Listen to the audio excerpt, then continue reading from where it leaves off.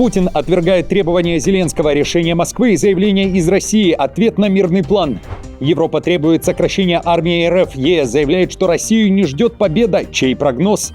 Мега-соглашение между Лукашенко и Трампом. Реакция белорусской оппозиции на закулисные переговоры. Выстрелы в резиденции главы государства, паралич власти, арест начальника Генштаба и президента. Стрельба под Белым домом. Кто открыл огонь? Брак не выдержит. В Украине заявляют, что семьи, в которых мужчины отказались воевать, распадутся из-за женщин. Почему? Украина в центре скандала с вывозом оружия, массовое разоблачение прокуроров с фейковой инвалидностью, попытка устранения Соловьева и массовые аресты. Об этом и не только. Досмотрите. Всем привет, это «Время Прядко». Коротко, четко и по делу о том, о чем говорят в мире. Нужна ваша поддержка, друзья, прямо сейчас. Как всегда, нажмите, пожалуйста, лайк, поделитесь видео в соцсетях, а я начинаю. Украинские прокуроры с фейковой инвалидностью остались без работы. Своих удобных кресел лишились 74 прокурора, которые были собственниками поддельных справок об инвалидности. На рассмотрении правоохранителей еще почти 300 таких дел. По словам генпрокурора Украины Кравченко, тема прокуроров с фейковыми инвалидностями долгие годы была табуированной в стране. Ее считали мелкой и закрывали на нее глаза. Сейчас же тем, кто решил себе приписать проблемы со здоровьем, придется отвечать. Несмотря на ожидания общества жестких и резких шагов, мы разбираемся с каждым случаем отдельно, ведь в органах прокуратуры годами работают люди с различными заболеваниями, которые по праву дают им возможность пользоваться соответствующим статусом. Относительно фейковых инвалидностей, я убежден, одними увольнениями проблема не решится. Было преступление, будет и приговор. Украина в центре скандала с вывозом оружия. Молдова представила новые детали по делу о крупной контрабанде оружия, которое, по заявлениям следствия, пытались вывести из страны в соседнюю Румынию. По данным молдавской генпрокуратуры, контрабандисты ввезли боеприпасы в Молдову через курьера, далее цитата, который регулярно ездил на грузовом автомобиле из Украины и получил оружие из неустановленного склада в Украине от неизвестных лиц. Конец цитаты. Также в прокуратуре уточнили, что в грузовике были различные компоненты снарядов, а также переносной зенитно-ракетный комплекс класса «Воздух-воздух» и ранее сбитый российский беспилотник «Герань-2», но без двигателя и взрывчатки. В экспортно-таможенных документах груз значился как изделие из металла с конечным пунктом назначения Израиль, сообщает Генпрокуратура Молдовы. Сотрудники таможни, оформлявшие эти бумаги, сейчас под арестом. Все государственные учреждения сотрудничают, чтобы граждане Республики Молдова находились в безопасности. Существует международное сотрудничество нескольких учреждений, чтобы подобные случаи расследовались с максимальной тщательностью и чтобы это оружие не попало в международный оборот. Скандал в немецком Бундестаге из-за Украины и России. Представитель большинства, глава фракции ХДС-ХСС Йенс Шпан назвал партию «Альтернатива для Германии» пятой колонной Путина. А Матиас Мирш, это тоже депутат от коалиции, заявил, что Россия – угроза для безопасности Германии. Обвинения в адрес АДГ посыпались после того, как сопредседатель АДГ Алис Вайдель потребовала возобновить импорт природного газа и нефти из России. Она заявила, что «Альтернатива для Германии» – единственная партия, имеющая открытые каналы взаимодействия как с Вашингтоном, так и с Москвой. Вайдель также недовольна, что правительство готово отправить 11,5 миллиардов евро Украине на военную помощь на фоне коррупционного скандала в Киеве. Вы финансируете там коррумпированную систему. Это нужно честно сказать, госпожа Хассельман. И мы будем обсуждать в ближайшие недели и месяцы, какие деньги мы дали Украине, где министры, между прочим, уже бегут с чемоданами, набитыми деньгами. Это вы финансируете нашими налогами. И я еще раз скажу то, что вы говорили здесь в ваших бюджетных дебатах. Украина – это не 17-я федеральная земля нашей республики.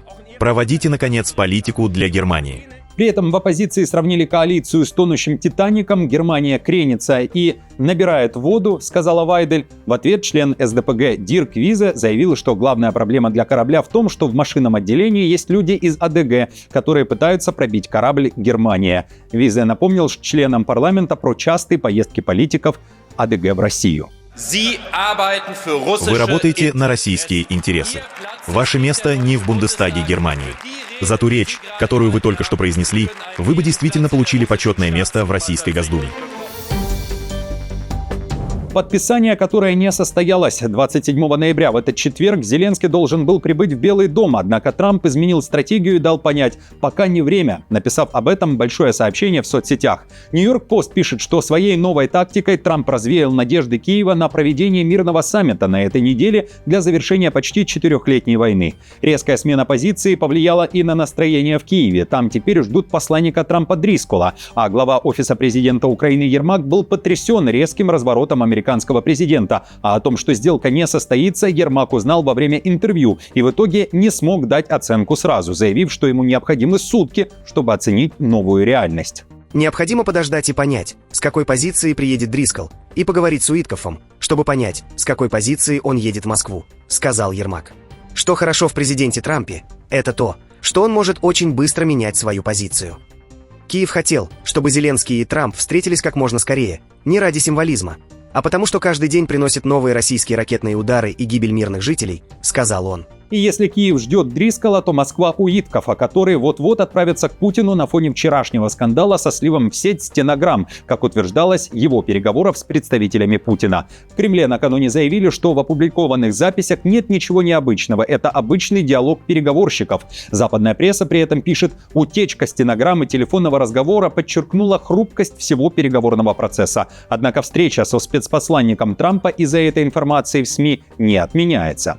Да, мы ожидаем такой визит и ожидаем подробных контактов с президентом. И еще активно сейчас западные СМИ сообщают, что якобы к нам едет Орбан.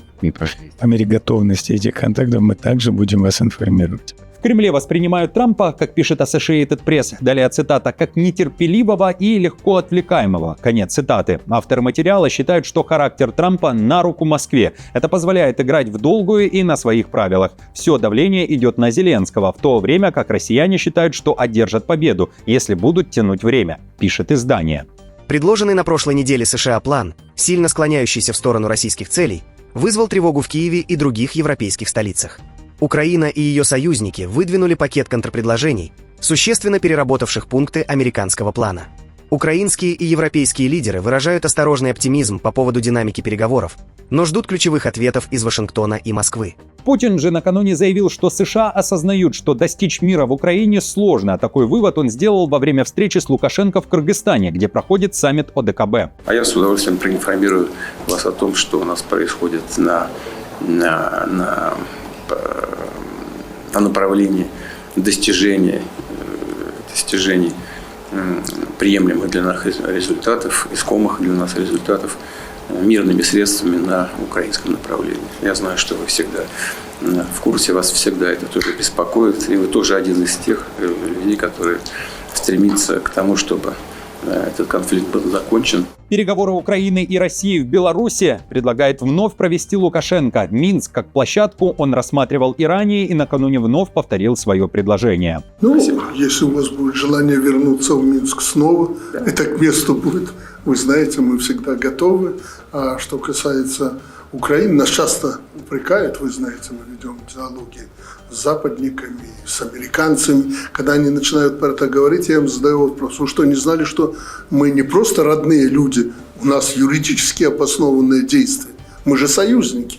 В то же время на фоне разбора мирного плана, в котором ранее был пункт о сокращении численности ВСУ, в Европе заговорили, что подобные зеркальные методы надо применить и в отношении России. Кая Каллас считает, что необходимо сократить ВС РФ, тогда, по ее мнению, новой войны удастся избежать. В любом мирном соглашении мы должны сосредоточиться на том, как добиться уступок от России, чтобы она навсегда прекратила агрессию и не пыталась менять границы силой. В мире редко бывают конфликты, где ситуация настолько однозначна, как здесь. В то же время военный бюджет Украины европейцы будут пополнять столько, сколько потребуется. Эта фраза накануне прозвучала в Берлине. Мерц также обратился к США, заявив, что все решения по европейским вопросам могут приниматься только по взаимному согласию. Далее цитата. «Европа не пешка, а суверенный субъект, отстаивающий собственные интересы и ценности». Мерц также заявил, что Россию не ждет победа. Мы не будем ослаблять нашу поддержку Украины. Мы будем поддерживать украинский народ столько, сколько потребуется. И мы хотим направить замороженные российские активы именно на эту цель. Путин должен понять, что у него нет никаких шансов выиграть эту войну за счет европейской свободы и мира, дамы и господа. В России же считают, что Запад намеренно создает напряженную атмосферу вокруг переговоров, а поэтому Москва выдвинула требование: обсуждать публично некоторые детали мирного плана не будет. Обратилась Россия и к США. Кремль требует политической воли придерживаться договоренности на Аляске. Кроме того, в ведомстве Лаврова дали понять: Путин отвергает требования Зеленского. Различные версии этого плана – это переговорный момент, ни о каких уступках, ни о какой сдаче наших подходов к тем ключевым моментам решения задач, стоящих перед нами, в том числе в контексте СВО, не может быть и речи. Я подчеркиваю, что различные элементы анкориджа, они сами по себе представляют компромиссные решения. Об этом тоже говорил президент Российской Федерации. Вот та база, по которой мы будем сверяться. Напомню, что среди требований России, озвученных на Аляске, был вывод ВСУ из Донбасса и признание тех территорий, которые подконтрольны России, российскими. Киев назвал эти условия капитуляцией и не готов их выполнять. При этом в украинском парламенте накануне признали: вернуть территории военным путем сейчас невозможно. На сегодняшний день это прекращение боевых действий по линии соприкосновения, а дальше уже возвращение этих территорий дипломатическим путем. Это единственный вариант, который сейчас возможен, на мой взгляд. Мега-сделка между Вашингтоном и Минском. Представители Трампа и Лукашенко обсуждают возможное скорое освобождение как минимум 100 политзаключенных Беларуси. Об этом пишет Рейтер. И это может стать самым крупным соглашением между странами. Стремление Белого дома добиться освобождения такого большого количества заключенных, пишет Рейтер, является частью кампании США по разморозке отношений с Беларусью. Что при этом взамен получит Минск, остается загадкой, говорится в материале. Однако, по данным Рейтер, одной из мер, которую американские чиновники неофициально обсуждали в этом году, является смягчение санкций США в отношении калийной отрасли Беларуси. Некоторые американские чиновники говорили Рейтер, что вовлечение Минска – часть долгосрочной и более широкой стратегии по постепенному выводу Беларуси из орбиты Москвы, пусть даже в ограниченной степени. Даже небольшое смещение в сторону Запада стало бы стратегической победой, учитывая, что Беларусь давно является постоянным раздражителем для НАТО и стойким союзником России. Белорусская оппозиция при этом отправляет сигнал в Белый дом. Тихановская считает, что Лукашенко выпускает заключенных не из гуманных соображений. Для него это торг. Он понимает, что ему нужно выкручиваться из этой ситуации. Конечно, он хочет продать политически заключенных подороже. Вот сейчас эта коммуникация США, естественно, США идут на какие-то уступки.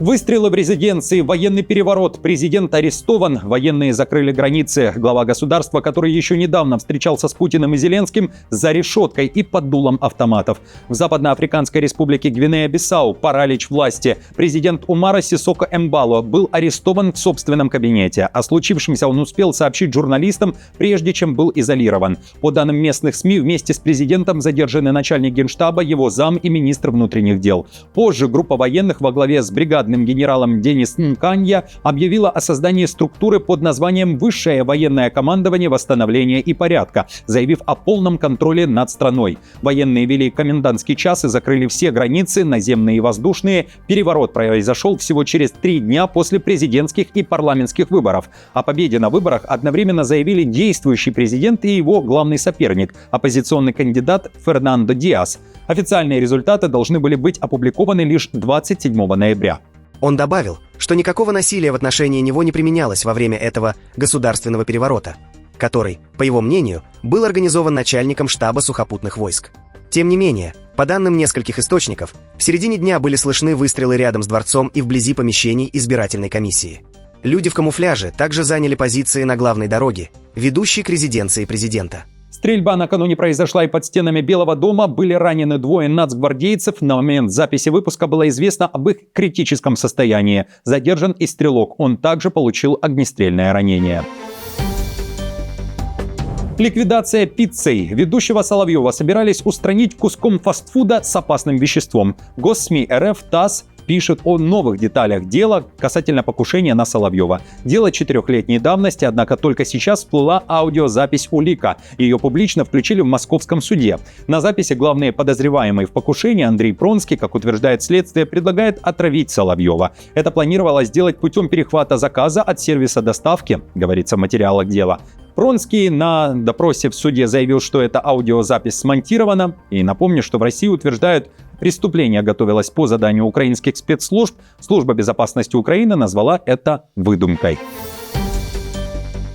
Массовые аресты за сожженный портрет Си Цзиньпина. В Казахстане отправили в СИЗО участников антикитайской акции, требуя вернуть на родину Алимнура Турганбая, этнического казаха. Задержанного летом в Китае активисты сожгли флаг КНР и портрет лидера Китая. Как пишет Радио Свобода, сразу после акции их забрала полиция. Нарушителям выписали штрафы по обвинению в мелком хулиганстве. Но спустя некоторое время дело переквалифицировали. Теперь задержанным предъявляют разжигание розни. По этой уголовной статье задержанным грозит до 10 лет лишения свободы. 13 участников отправлены в изолятор, 5 под домашний арест. Адвокат подозреваемых уверяет, что дело ведется с нарушениями, арестованных даже не допрашивали.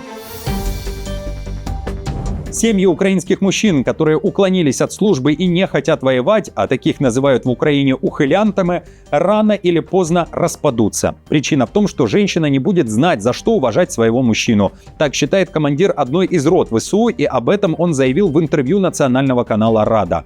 Ведущая попыталась возразить и сказала, что женщина будет гордиться тем, что ухилянт уехал из страны вместе с семьей и растит ребенка. Однако Владимир Шевченко при этом стоял на своем и заявил, что он на 90% уверен в том, что такая семья просуществует недолго. Но все равно женщина будет искать в своем мужчине то, за что она может его уважать, осознанно или неосознанно. Я думаю, она будет уважать то, что он обеспечил ребенку жизнь в Португалии. Не верите? Не верю. Друзья, что вы думаете по поводу заявлений этого военного? Напишите, пожалуйста, свое мнение в комментариях. И хочу поблагодарить всех. Спасибо вам большое за просмотр. Хорошего дня. Не забудьте поддержать мою работу лайком, подпиской и комментарием. До встречи уже завтра.